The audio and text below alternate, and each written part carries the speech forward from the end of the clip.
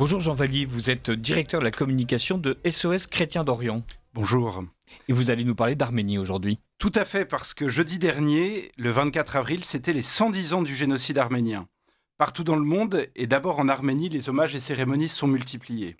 Ce génocide, rappelons-le, a fait entre 1,2 et 1,5 million de victimes, auxquelles il faut ajouter les 500 000 Grecs pontiques habitant du pays du Pont, au nord-est de la Turquie, au bord de la mer Noire, et les 750 000 Assyro-Chaldéens.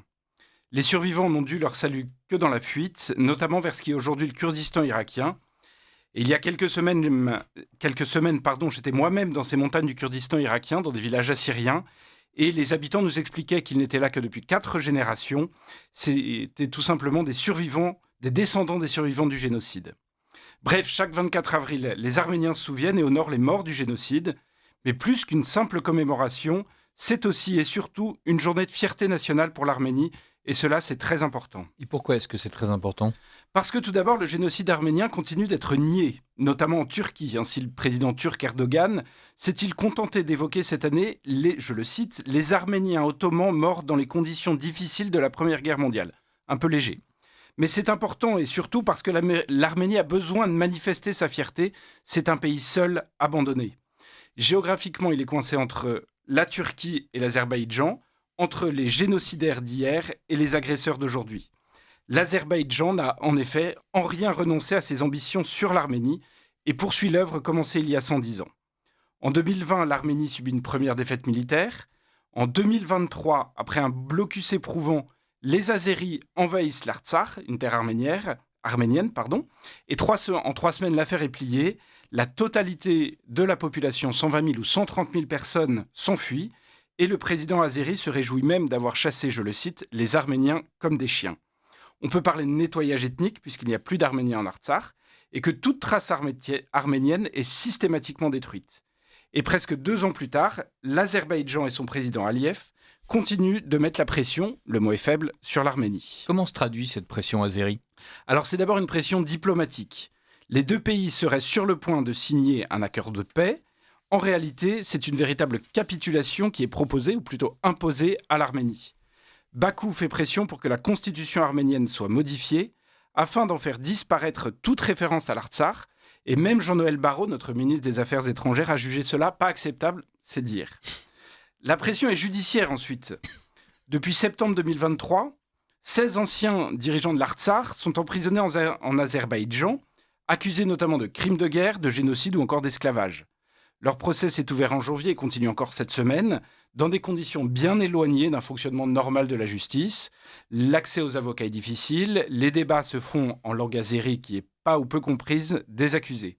Bref, c'est une véritable parodie de justice dont on pressent déjà la conclusion. Enfin, la pression, on l'a vu, elle est diplomatique, elle est judiciaire, elle est également très concrète, très immédiate. Les villages situés le long de la frontière avec l'Azerbaïdjan sont régulièrement la cible de tirs d'intimidation. Je pense par exemple au village de Rosnavar, où SOS Chrétiens d'Orient intervient régulièrement. Le but est tout simplement de forcer, d'encourager au départ des populations arméniennes. Et l'histoire montre que quand les villages sont vides, eh bien, l'invasion est forcément beaucoup plus simple. Qui soutient encore l'Arménie aujourd'hui ? Eh bien, personne, ou presque. L'Arménie a tourné le dos à la Russie. Le 26 mars dernier, le Parlement arménien s'est prononcé en faveur d'une adhésion à l'Union européenne. Et pourtant, l'Union européenne soutient l'Arménie comme la corde soutient le pendu. L'UE préfère regarder le gaz azéri, les bienfaits du gaz azéri, plutôt que de soutenir son voisin qui a le tort de ne posséder ni gaz, ni pétrole, ni ressources naturelles. Il y a 4 jours, le lendemain de la commémoration du génocide, Kaja Kallas, haut représentant de l'Union européenne pour les affaires étrangères, était à Bakou afin de renforcer les relations entre l'UE et le régime d'Aliyev. Enfin, l'Arménie qui tente de se rapprocher de l'Iran vient de subir un nouvel affront. Hier, 28 avril, le président de la République iranienne était à Bakou, lui aussi, pour signer des accords commerciaux dans le domaine de l'énergie et des transports.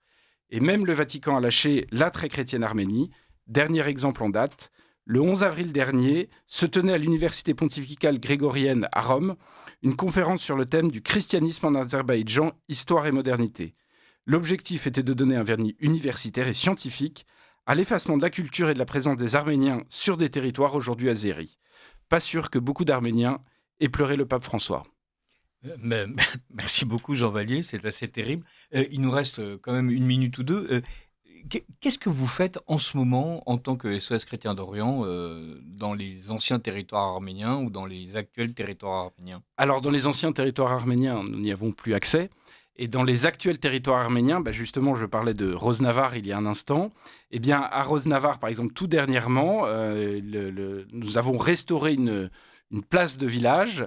Nous avons embelli la place de village, la bibliothèque du village qui est également sur cette place, de façon à permettre aux villageois de se retrouver facilement, de se rencontrer, en fait, de rester tout simplement chez eux. Et là, à Rosnavar, on est à quelques dizaines, quelques centaines de mètres des lignes azéries. On voit les guérites azéries depuis la place du village, depuis l'école du village, et le village subit ces tirs d'intimidation que j'évoquais il y a un instant. Donc, des tirs d'intimidation, c'est-à-dire que des soldats du haut de ces guéris tirent avec leurs fusils en direction du village. En direction du village, en l'air, un peu au-dessus, histoire de mettre la pression. C'est exactement ça. C'est vraiment une pression concrète, très immédiate. Est-ce qu'il y a d'autres endroits en Arménie où vous êtes présent? Alors, on est présent un peu partout en Arménie, et effectivement, on est présent auprès donc des villages frontaliers, et on est présent également auprès, notamment, des réfugiés de l'Artsakh, et on les accompagne dans leur, entre guillemets, reclassement, dans leurs activités économiques. On les accompagne, on accompagne leurs enfants pour qu'ils puissent retrouver une vie à peu près normale. Bon, eh bien, merci beaucoup Jean Vallier. Je rappelle que vous êtes directeur de la communication de SOS Chrétien d'Orient et que dans le cadre de cette chronique de l'Orient simplifié, vous venez de nous parler du 110e anniversaire du massacre des Arméniens perpétué par les Turcs qui n'ont pas désarmé de ce point de vue-là. Merci.